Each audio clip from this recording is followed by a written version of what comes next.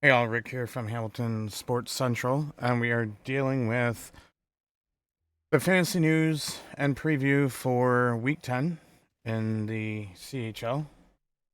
We are going to do our top plays in the CFL, every position, the sleeper picks, game notes, our CFL hits and starts, and also our week predictor, or the weekly predictor as well. So let's start with for every position. We're going to start with quarterbacks first. Bo Levi Mitchell. The last time Bo Levi Mitchell faced the Lions, he tallied 27.3 fantasy points. He bids for a fourth straight game of at least 300 passing yards and a third straight game of 3 passing majors. Yeah, he's standing atop of this list is justified. So he's 15,000 projected of 22.8 fantasy points. Number 2 is Nathan Rourke, BC, 15,000, going up against Bo Levi Mitchell. Nathan Rourke will look for his fantasy redemption, having scored a season low 14.3 in week 8 versus the Ticats, having averaged 330 plus or 330.7 passing yards in his last 4 starts.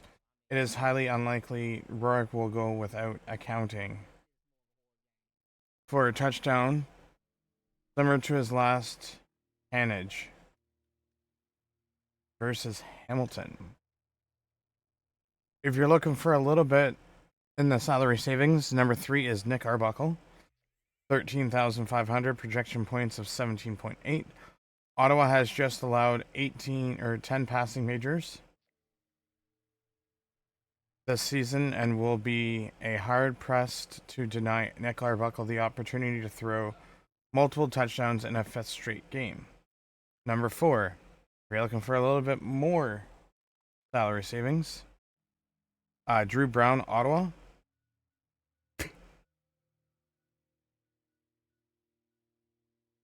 Drew Brown, who had dominated his first 2 starts of the CFL, or first 2 starts of the 2025 CFL season, has made a comeback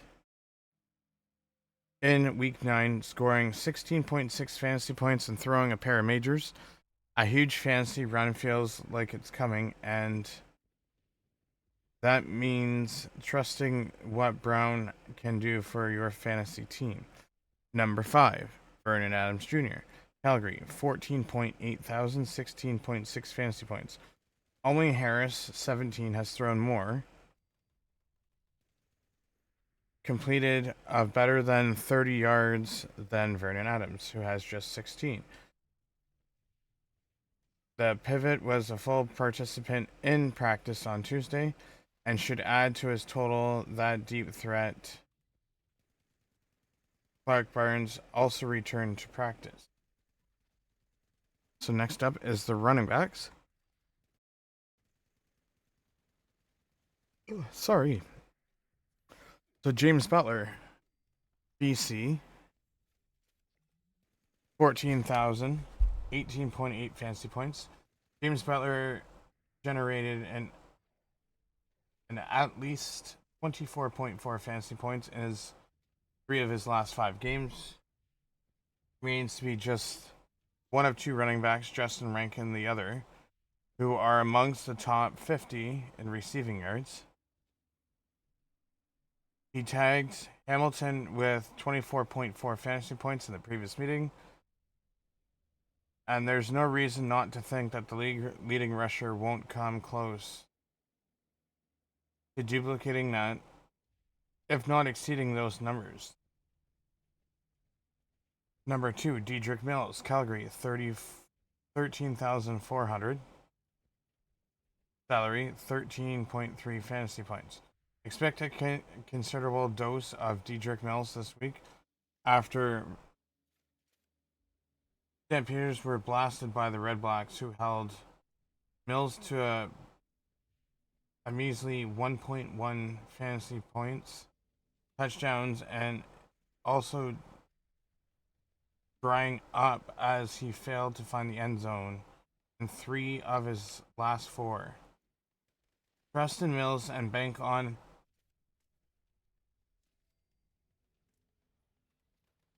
on a strong rebound.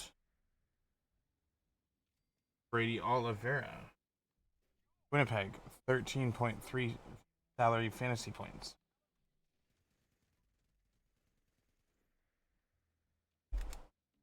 Like the aforementioned Mills, Brady Oliveira will also be seeking redemption after being held to just 7.9 fantasy points in Week 9, snapping a 3-game run of at least 14 fantasy points. Sooner or later, Oliveira will find the end zone, and this week wouldn't be a bad time for those fantasy users relying on him. Number 4, Justin Rankin. Fantasy users who keep faith in Justin Rankin were rewarded with 32.3 fantasy points in Week 9 for the second time this season. Rankin has crossed the 30 fantasy point barrier. He's beginning to feel like an all or nothing at all performer, which can make him tempting and flustering at the same time, or at the same breath.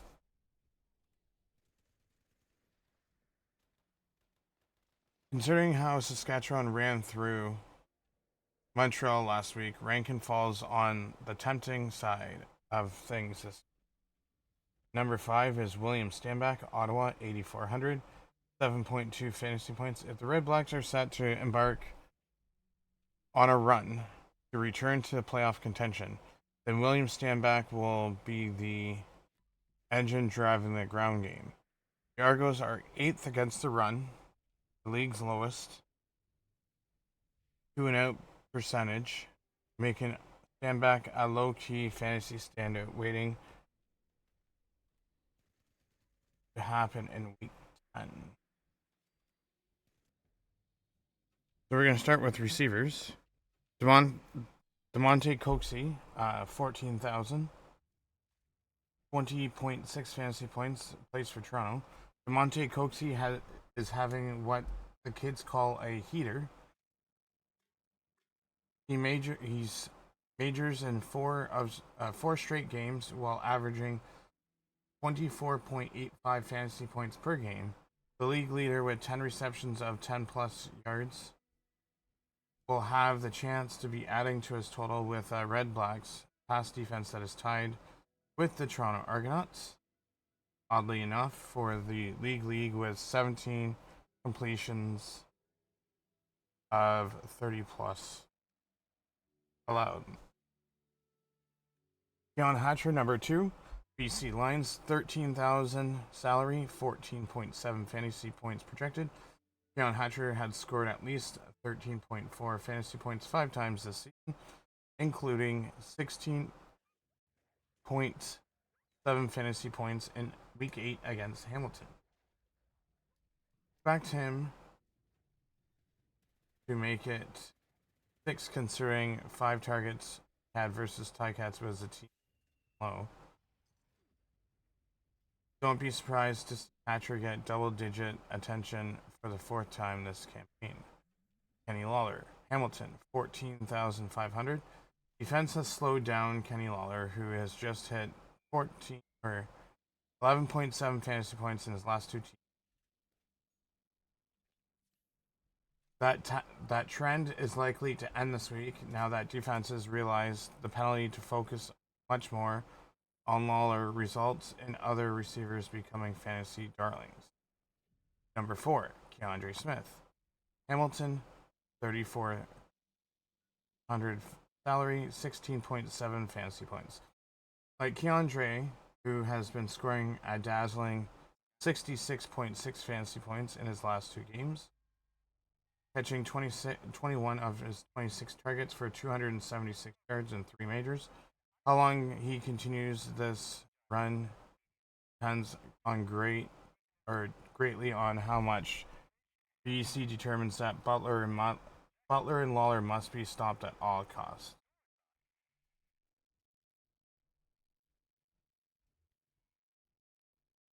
That means Tim White, because Butler's not on our team.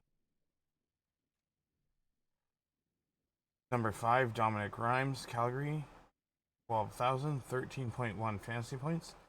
Dominic Rhymes has quietly been on an impressive run, scoring of at least 13.8 fantasy points in his last 4 games.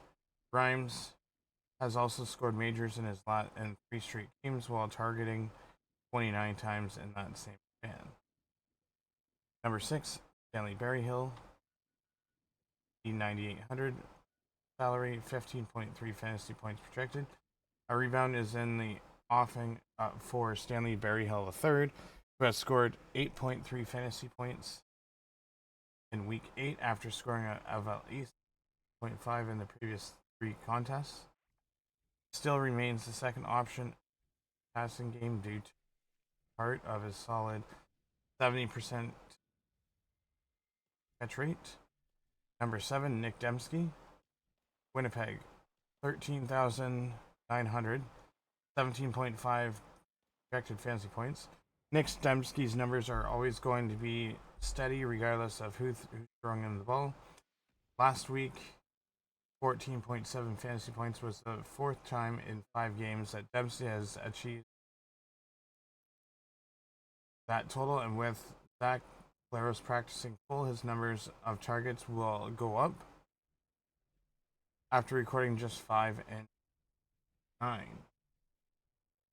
Number 8, Tyler Sneed, Montreal, 11.700 salary, 11.9 projected fantasy points. Since week 1, Tyler Sneed has scored of at least 11.5 fantasy points 4 times, including 15.8 in week 9. He has been the most targeted receiver on the roster the past 2 games, recording 20 as he takes up the slack of being the L's number 1 receiver, with Phil Potts still on the injured list. Tim White, Hamilton, 13,000, 15 projected fantasy points. Tim White has been the most consistent Ticat receiving corpse, scoring of at least 10 fantasy points in 4 straight games, including Week 9's 26.8 fantasy points. The scary part about White's season is that he's yet to cross 100 receiving yards. And it won't be surprising if he crosses the century mark. That would yet be another wild affair against the Lions.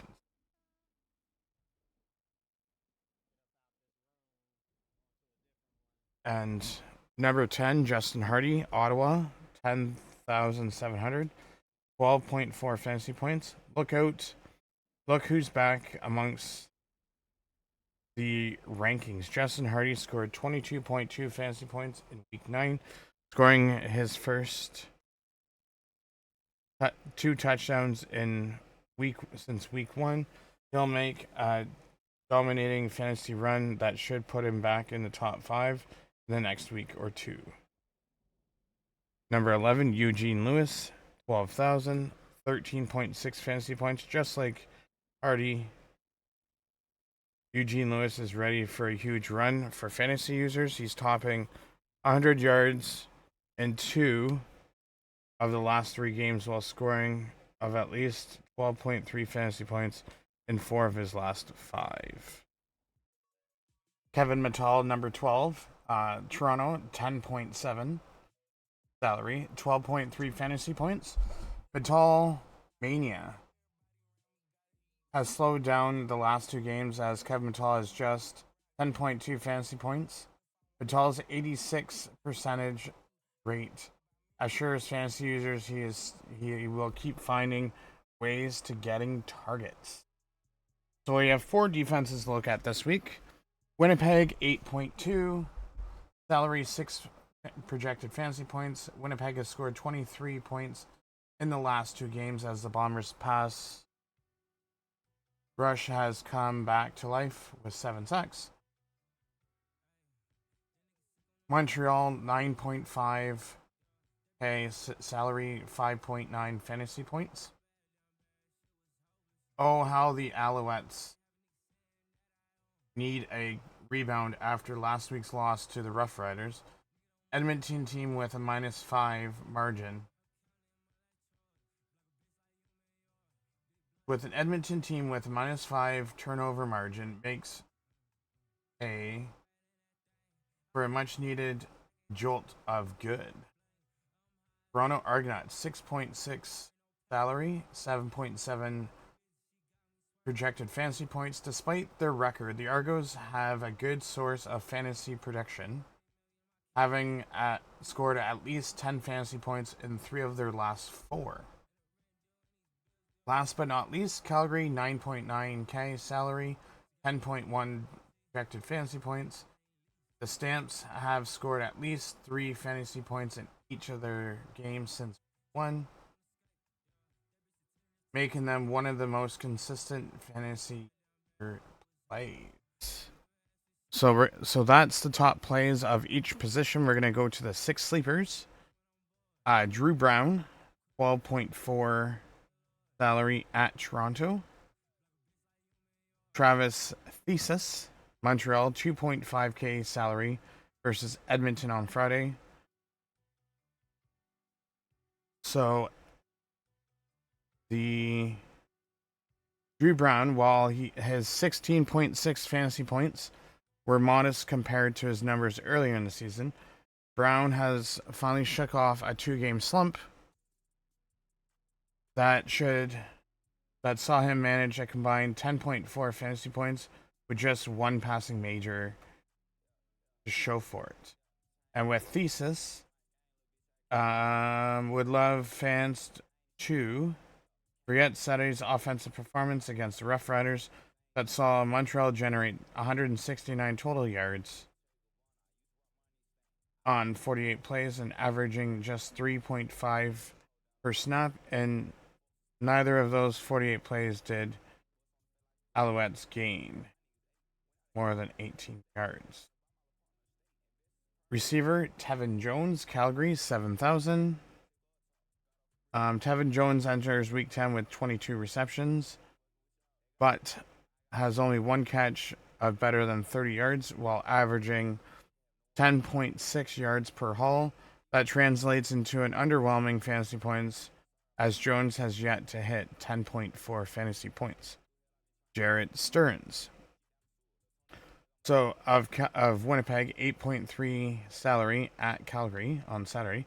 He's emerged as a top option for the Bombers' passing game. The passing game, 4 games, recording 19 receptions for 188 yards and a major over the same span. Stern has at least scored 11.3 fantasy points, 3 times, topping 17 fantasy points twice. Next up is Giovanni Robinson, Hamilton, 4.2 salary versus BC. So it says here, if you desire a deep sleeper, you've come to the right receiver. Giovanni Robinson had a stretch last season where he was useful low-end fantasy option, and with Bo Levi Mitchell sporting a blister hand for the Ticats and fantasy users, there's enough room to consider the 6'5", 200-pound ex round baller. Robinson perks up in Week 7, scoring 5.2 fantasy points after being shut out in Week 8, rebounded with a 4.1 in Week 9. Granted, the Ticats had a balanced amount of talent at receiver, but as the last 2 weeks have shown, it isn't always Kenny Lawler. BC has allowed the fewest passing yards in the league, 234, but have allowed 15 passing majors. If BC put too much focus on Lawler and White and Keandre Smith, especially near the goal line, Robinson will be wide open and ready to size advantage. Rarely do we go bold here, but bank on this. Robinson will score this week. Pimpleton, Ottawa, 8,700 at Toronto on Saturday. One of the most explosive plays in the league has not yet like this season. Despite an 82.9 catch rate, Ty Pimpleton has yet to score an offensive major, while yet to top 68 receiving yards, less than stellar for a receiver known for making highlight reels. Overdue does not begin to describe Pimpleton, but he's hoping that an appearance in this historic for Monster Fantasy outing as a receiver. He scored 18.8 fantasy points in week 5, but most of that came courtesy of his 97 punt return for a major, and the Redblacks passing game looked on the road to recover in week 9.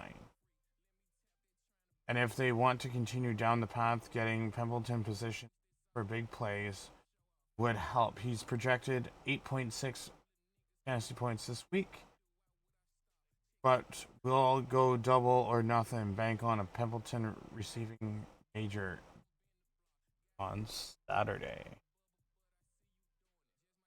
So let's go with 4 sits and starts. We're going to go with BC and Hamilton. Start Greg Bell. Greg Bell has had his best fantasy week outing of the season in week 9, scoring 19.1 in the comeback win over the Elks. He's accounted for 91 from scrimmage on 17 touches. That included his second major of the last 3 games. Bell has scored at least 10.6 in the last 5 games he's played, yet not truly displayed his explosiveness. Entering week 10 of an average of 4.6 per carry, Bell has not recorded a run more than 8 yards. That could change against a run defense that has allowed a league high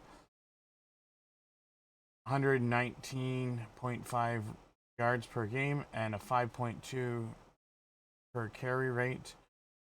That is 8th, with the BC Lions having to focus on B-listering haunt for Levi Mitchell, Hamilton's receiving core, and the opportunity for Bell to perhaps eclipse his 9-week total. They're saying to sit Justin McInnes. What happened here? Just usually friendly fantasy Justin McInnes has seen perfection decline due to part to the development of Stanley Berryhill as a high-end playmaker, but that can't be all right. Over the past 3 games, McInnes has caught 4 of his 12 targets for 73 yards and has not seen an end zone since scoring week 1.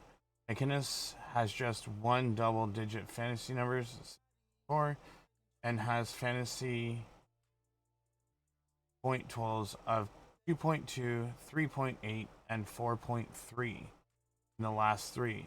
He's way too good to continue generating this kind of production, and it wouldn't be surprised if Nathan Rourke gets McInnes more involved where he rebounds. But right now, Berryhill and Keandre Smith Sr. are the 2 receivers who are carrying the fantasy lineups, making an all-star receiver the odd man out. Next up, Edmonton at Montreal.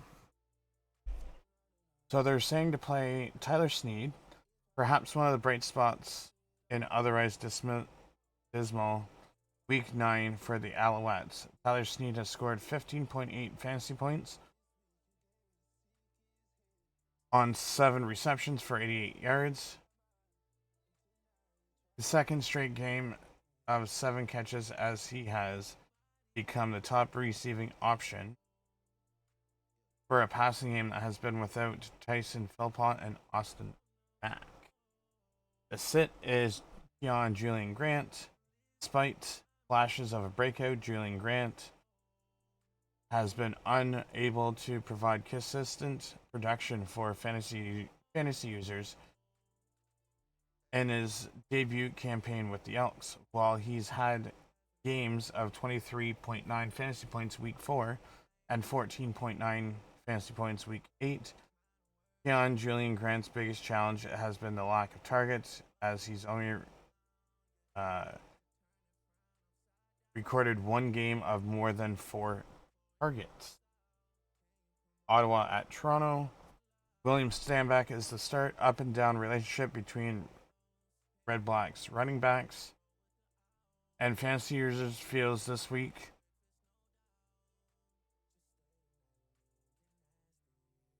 The Toronto Argonauts have the worst run defense in the league at 117.4 fantasy points per game, and are last with 6.8 allowed in the first down. With Ottawa passing game showing life again, the ground attack feels like it could benefit this week. Sit Braylon Addison. The Red Blacks just got Justin Hardy back into the fold with a pair of touchdowns in week 9, and Eugene Lewis is going to be a target part of passing game each week. Ottawa will have to get Pimpleton more involved and rookie Keelan White to find a way to get his share of targets. Winnipeg at Calgary. Clark Barnes, Calgary, 9.8 salary. Clark Barnes hasn't played since catching a 43-yard major in week 5. His only target in the win over the Blue Bombers. Prior to his injury, Barnes showed signs of being the Stamps breakout receiver, scoring 15.2 fantasy points in week 1 and 8.1 in week 3. He was a full participant in Tuesday's practice, a strong sign of the young playmaker is set to return. Sit Zach Claris. The Blue Bombers remain in the West title despite being shaky production at pivot. Entering week 10, Winnipeg is last in the league with passion efficiency rate of 85.8, although they are third in the CFL with a completion rate of 73 or 70.3. News to notes.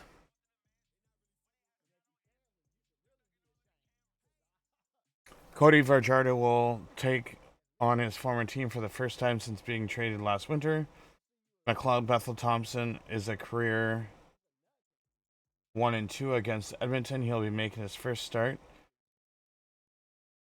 against his former club since joining the Alouettes. James Butler tops the CFL with 619 rushing yards. In week 8, he notched 115 yards and a touchdown against his former club. Last week, Willie Jefferson had 4 knockdowns, a short of a single game record by Emmanuel Martin, Cavis Reed, and Davis Sanchez. And then you also have Jefferson's total of 85 is good. For third behind Adrian Smith and Eddie Davis. Adrian Smith was Keandre Smith's dad. He had 90. And Eddie Davis had 111. Vernon Adams passes for 489 yards and 5 touchdowns in the team's 2 matchups this season. He is 6-3 against Winnipeg. So we have the game and notes for the first 2 games.